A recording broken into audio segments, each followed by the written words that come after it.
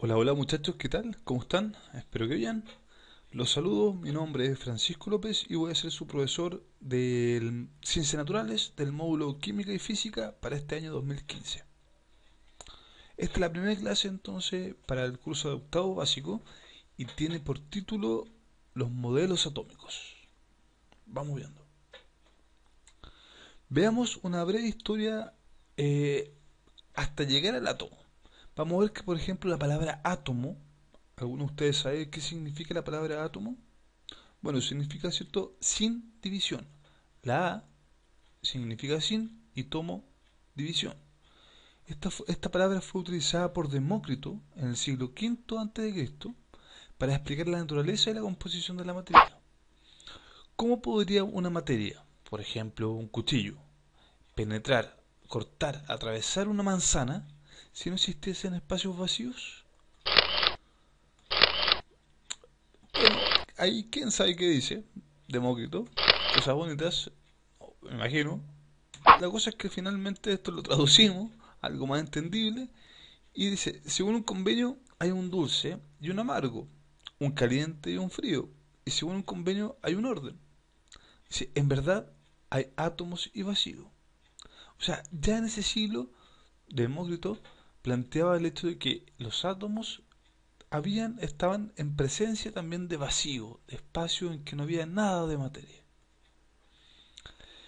El modelo que se aceptó y transmitió durante más de 2000 años fue el expuesto por Aristóteles en el siglo IV a.C. Los tres postulados que hizo Aristóteles fueron: primero, que la materia es una mezcla de cuatro elementos: la tierra, el agua, el aire y el fuego, y que estos cuatro elementos están solo en el dominio terrestre o sublunar. Ese fue el segundo postulado. O sea, solamente existen en la Tierra esos cuatro elementos. Más allá de la Tierra, más allá del espacio que el ser humano conocía, existía un quinto elemento quizás, ¿ya? Que se le llamaba éter.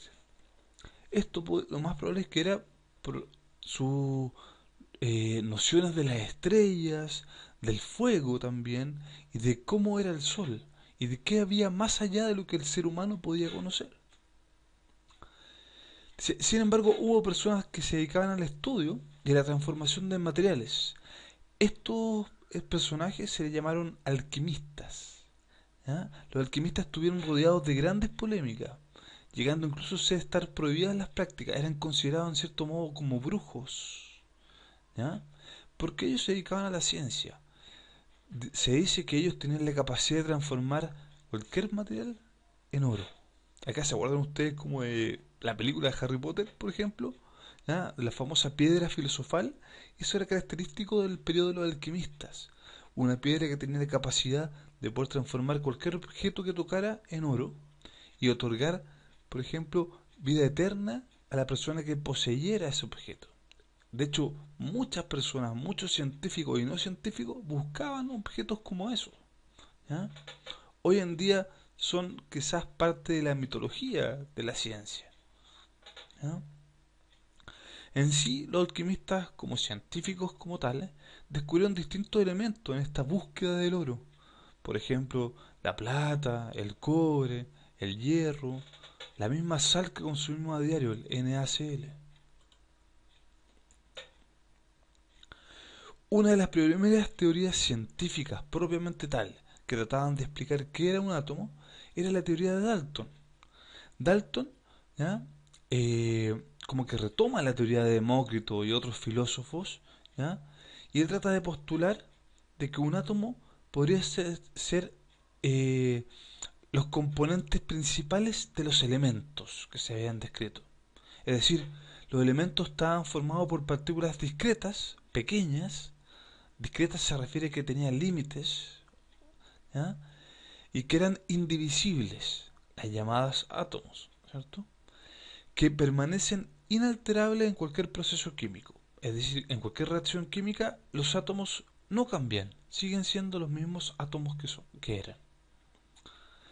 Sí, los átomos de un mismo elemento son todos iguales entre sí: la masa, el tamaño que tienen, las propiedades físicas o químicas que poseen esto, ¿ya? Por ejemplo, un átomo de hierro es siempre un átomo de hierro y tiene los mismos tamaños todos los átomos de hierro, las mismas propiedades todos los átomos de hierro. Ahora, si hablamos de otro átomo distinto, ese átomo distinto va a tener otras propiedades diferentes. En relación a la química, los átomos ni se crean ni se destruyen, solo cambian de distribución.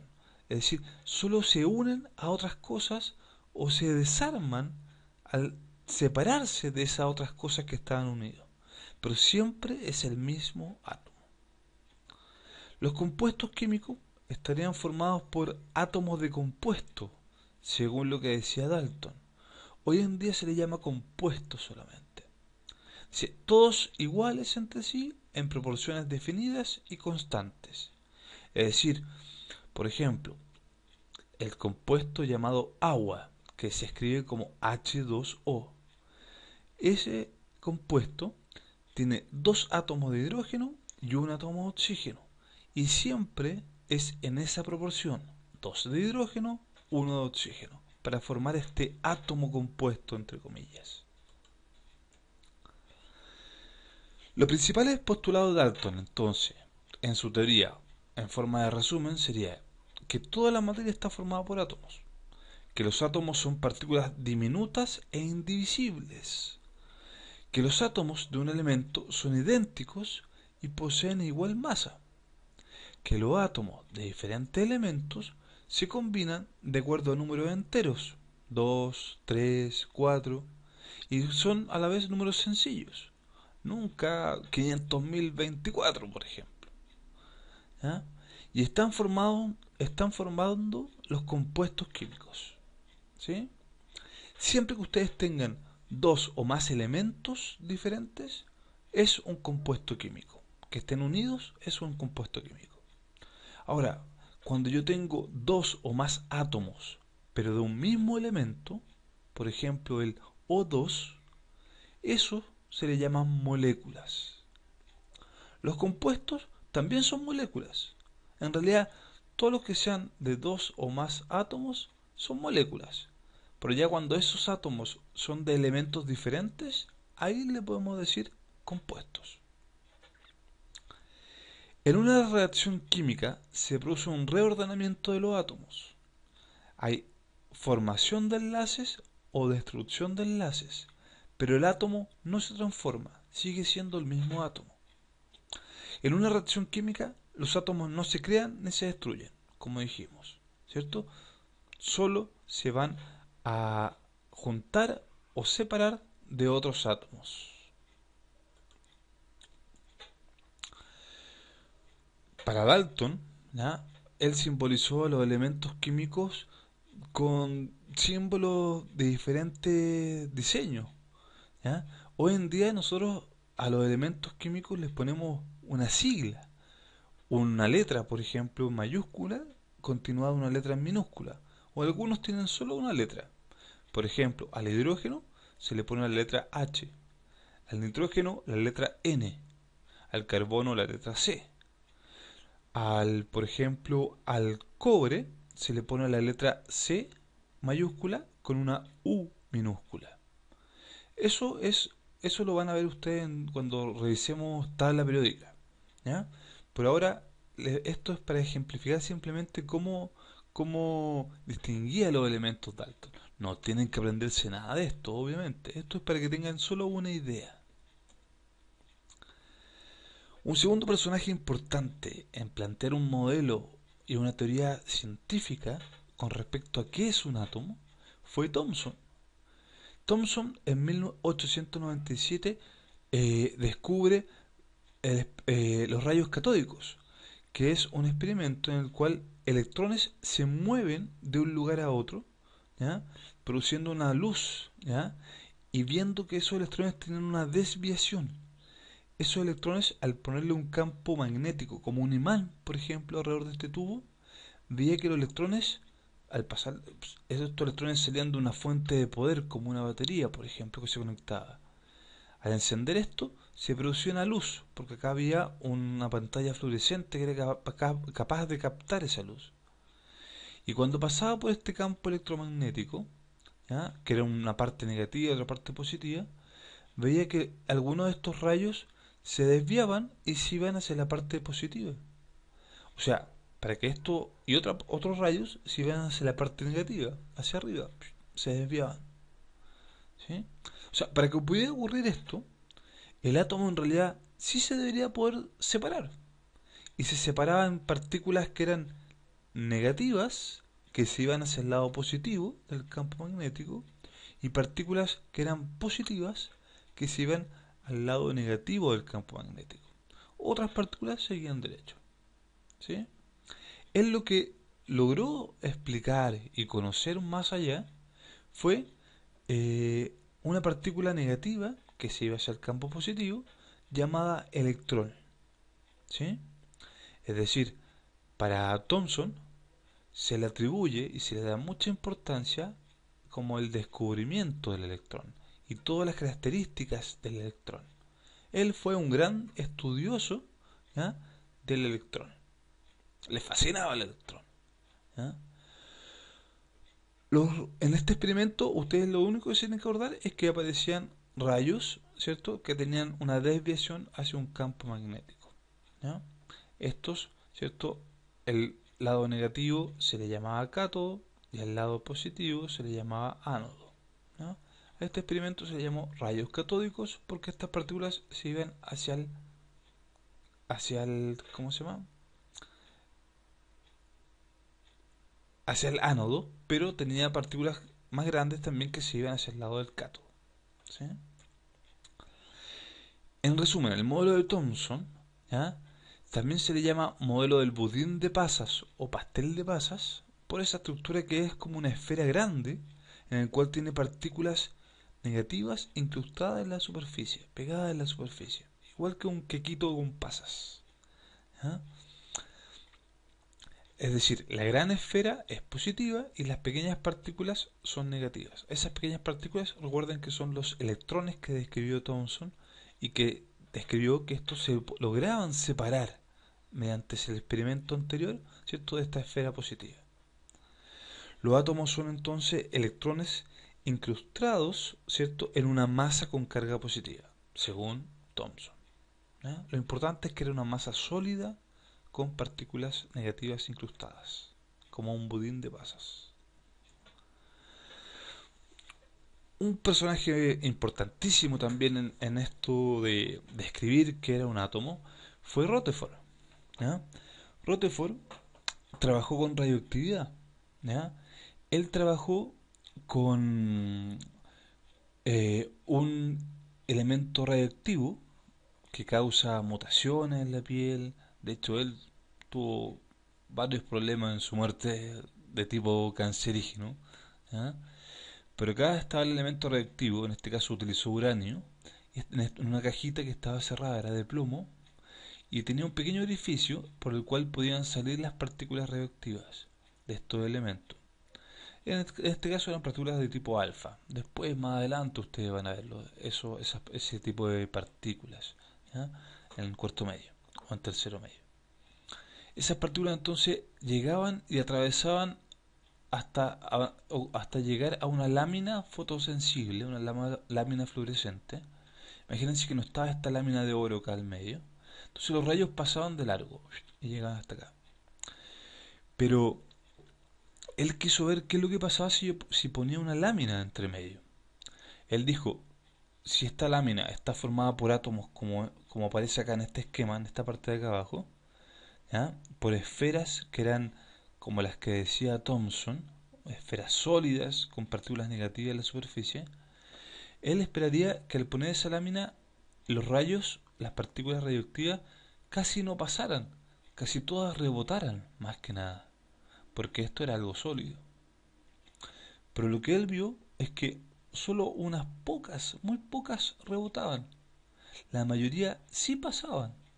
Algunas seguían derecho, y otras se desviaban en distintos ángulos.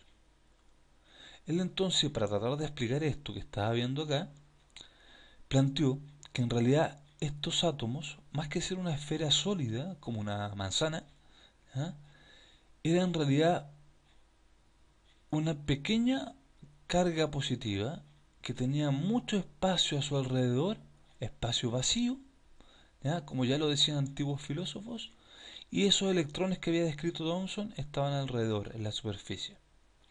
¿Sí? Es decir, el átomo debe poseer un núcleo, el cual está separado por espacio vacío de los electrones. ¿Sí? Este planteamiento que da Rutherford dejaba atrás y de lado completamente la teoría de Thomson. Entonces, en resumen, ¿qué eran lo que decía Rutherford? La mayoría de las partículas alfa, o partículas radioactivas, atravesaban la lámina. También vio que una pequeña parte que atravesaba la lámina, ¿cierto? También se desviaban, cambiaban de ángulo. Y vio que otra mínima parte chocaba con la lámina y se devolvían, rebotaban. Entonces, todas esas observaciones, él concluyó que este átomo, ¿cierto?, tenía un núcleo, espacio vacío, que sería todo lo que está en celeste, ¿cierto?, y un electrón o varios electrones que estaban girando alrededor o moviéndose alrededor. Por ejemplo, ahí estaría su núcleo, espacio vacío, y estos serían electrones que él decía que se movían alrededor de ese núcleo. ¿Sí? Los electrones lo había descrito Thomson, el personaje anterior, y había dicho que eran partículas muy pequeñas comparadas, ¿cierto?, a la esfera. Ahora, Rutherford dice algo similar, que este núcleo es muy grande comparado a esos electrones. Pero sin embargo, esto no es tan grande como la esfera que describía Thomson. Es un núcleo más compacto. En 1932, Chadwick se le atribuye el descubrimiento del electrón, de los neutrones, perdón, neutrones. ¿Ya? Acá se ha esquematizado un neutrón que en realidad se plantea hoy en día, se conoce mucho más de esto, que está formado por tres quarks. Los quarks son partículas mucho más pequeñas que los neutrones, que los protones que ya hemos hablado. Perdón, todavía no hablamos de los protones, pero mucho más pequeños que estas partículas, ¿ya?, que están presentes dentro de un neutrón o de un protón. ¿Sí? Voy a retroceder una. Ese núcleo del cual hablaba Rutherford, ¿sí?, él con sus experimentos descubrió o caracterizó que ese núcleo estaba formado por partículas positivas, por varias partículas positivas, no por una sola. A esas partículas positivas las llamó protones, ¿sí?, y las describió similar a como lo hizo Thomson con el electrón. Rutherford las estudió, las describió, las caracterizó, ¿sí?, identificó cómo eran, y hasta hoy se conocen, ¿cierto?, más y más cosas del protón. Lo importante es que el protón que hablaba Rutherford, ¿cierto?, es una partícula con carga positiva. ¿Ah? Bueno, este esquemita, este dibujito es un poco una humorada. ¿Ya? El electrón que hablaba Thomson, ¿cierto?, negativo, y el neutrón ahí medio indiferente, ¿ya?, de Chadwick.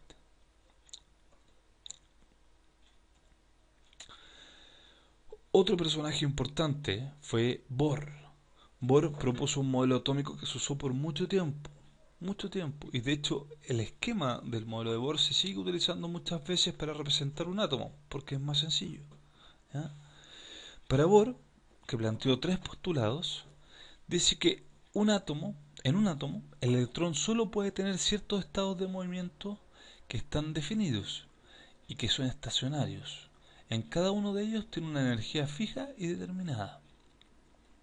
Perdón. Es decir, un electrón está en una posición, ¿sí?, y en esa posición tiene cierta energía. Se mueve en ese sector. Es como que hay un límite en el cual se puede mover los electrones. Y en ese límite hay un cierto nivel de energía. Hay otros límites. Y en esos otros límites hay otros niveles de energía. Otro postulado fue que en cualquiera de esos estados, el electrón se mueve describiendo órbitas circulares alrededor del núcleo, tal como lo hace la Tierra alrededor del Sol. Acá, por ejemplo, ven ustedes un núcleo marcado en rojito que tiene neutrones y protones, y alrededor el electrón que se está moviendo. Otro núcleo con protones y neutrones, y un electrón que se está moviendo en otra órbita, en otro nivel de energía. Cada nivel de energía se representa como una órbita más grande, ¿sí? O sea, si yo le pregunto de estas tres órbitas, ¿sí? Movimientos circulares alrededor de un centro, alrededor de estas con respecto a estas tres órbitas, ¿cuál de ellas tiene mayor nivel de energía? La uno, nivel 2, nivel 3. Esta, nivel 3. ¿Sí? La que tiene menor nivel de energía es esta, la más pequeña.